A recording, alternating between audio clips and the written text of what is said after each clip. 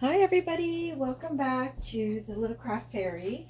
I'm just going to show you how to sub a mug today. We're going to start off with a simple mug, which most people usually start off with. I'm going to start with just a white 15-ounce mug.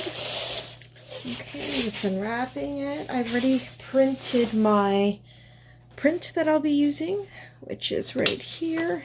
Just going to take a look, just for you.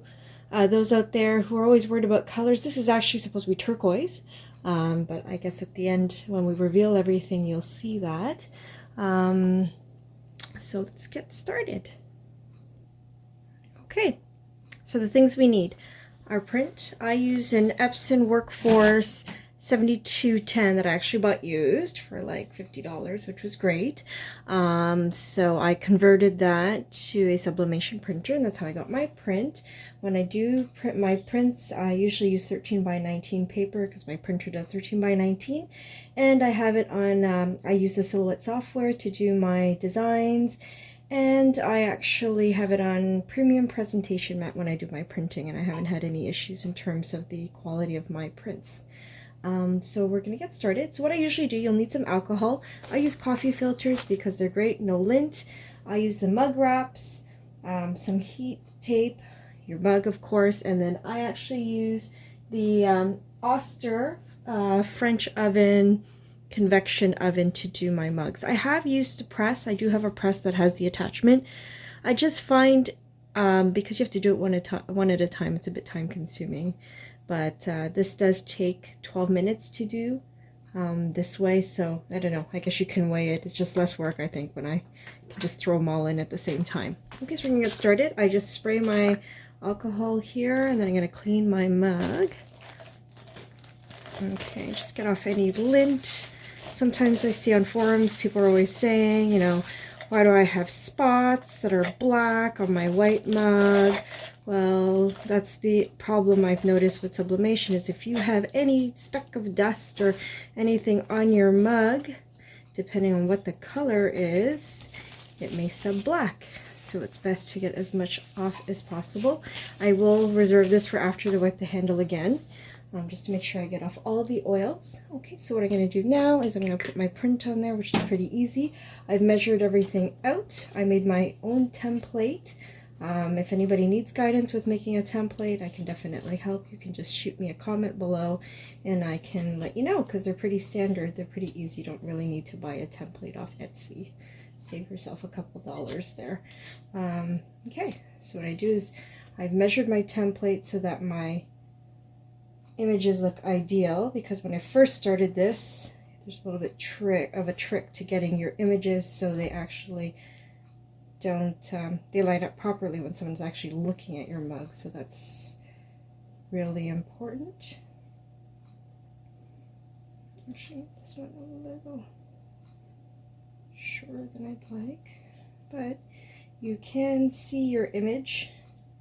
It's always good to make sure that you have it.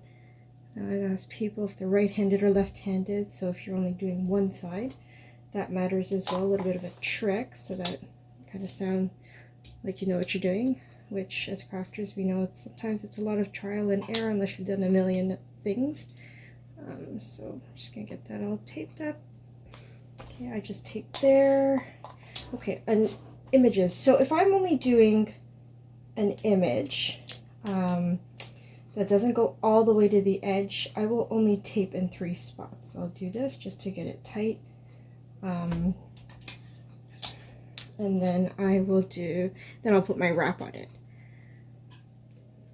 But if I do a full coverage image, which is, I like doing them because they look really nice, the full coverage, then I will actually tape it a little bit better. I will actually tape the edges, because I have had problems with gassing, ink gassing out the sides, and we definitely don't want that happening, because then you waste a mug because it looks crappy and obviously you can't sell something.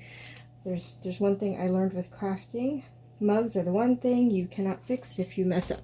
So that is really important, that you definitely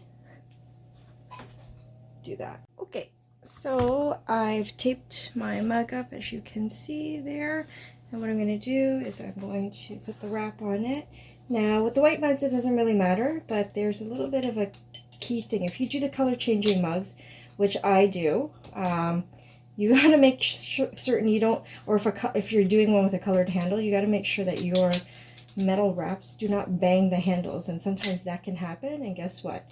If you bang the handles, you're going to chip them, and then the problem with that is it doesn't look good if you're going to sell that to somebody, because it's going to have chips in the handle and it's quite obvious. So I like to do like a balancing trick here to make sure that you don't hit the handle.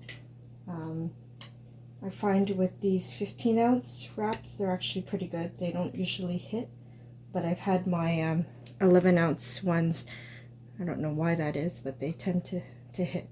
Okay, and then you got it in there, and now we're going to just stick it in our oven. And like I said, 12 minutes. I do a turn at 6 minutes in. Okay, I actually had another mug in, which I'm going to take out now. To show you how this one's a magic mug, so. Okay, so here it is. I actually take my wraps off right away. I don't like letting them sit because I always worry about gassing. So yes, it is super hot. Sorry, I hope my elbow's not in the way.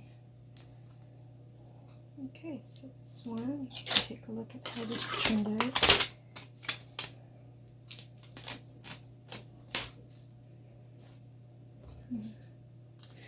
And there's that one, this is one of the color changing ones. So that looks great. And we're going to wait for the other one to come out. We'll come back and show you that. So this one is the color change ones. I usually don't touch my mugs on the outside or even my tumblers. But that's how that one came out, which is actually really nice. So this is a color change mug, so it's actually going to turn black once it's cold. Okay, we're back. So I just finished taking this out of the oven. This is our mug here. Like I said, I remove my stuff right away. I just don't want to take a chance of ghosting, gassing, any of those things happening, just because it never looks good when that happens. So here you go. Okay. Now, anytime I take off my paper with any of my mugs, here we go. Okay. Looks great in my opinion.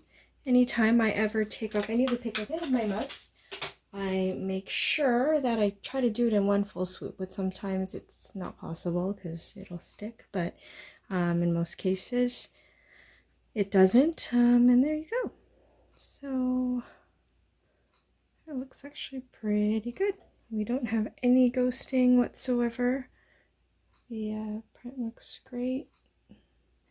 If there was anything I was going to be super picky about, maybe a little bit better pushing down there in the corner, but other than that, it's not very noticeable just because of the type of design I selected. But I think it looks great. All right, I hope that helped. If you have any questions, comment below. Thank you.